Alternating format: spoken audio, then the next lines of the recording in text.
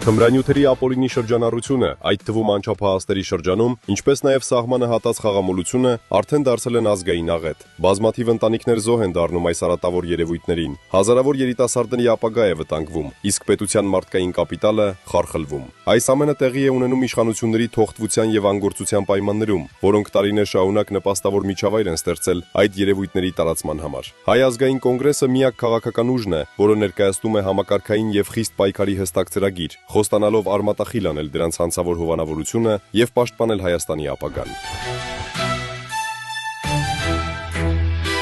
Այսօր ուզում եմ խոսել այնպիսի ողբերգական երևույթների մասին,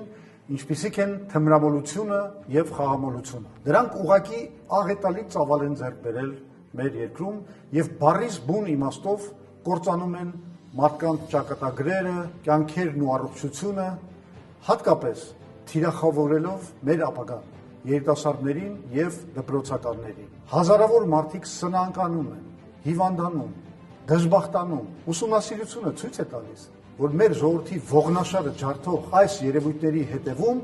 կանգնած է հենց այսօրվա իշխանությունը։ Հենց Նիկոլ Փաշինյանի իշխանության օրոք սկսվեց թմրամոլության եւ խաղամոլության թռիչքաձև աճը։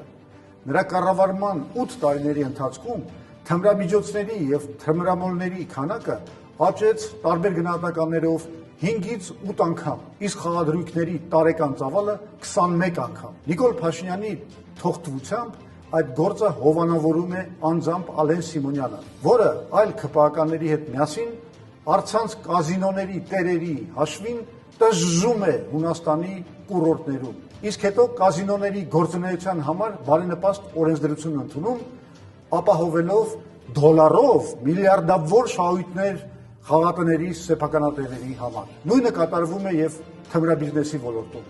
Իշխանությունները ծայրահեղ անտարբերությամբ են վերաբերվում թմրաբիզնեսի դեմ պայքարին, ստեղծելով նպաստավոր միջավայր դրա զարգացման համար։ Նիկոլ Փաշինյանի ռեժիմը դարձել է Հայաստանում թմրամոլության եւ խաղամոլության տարածման գլխավոր հովանավորը։ Հայ ազգային կոնգրեսը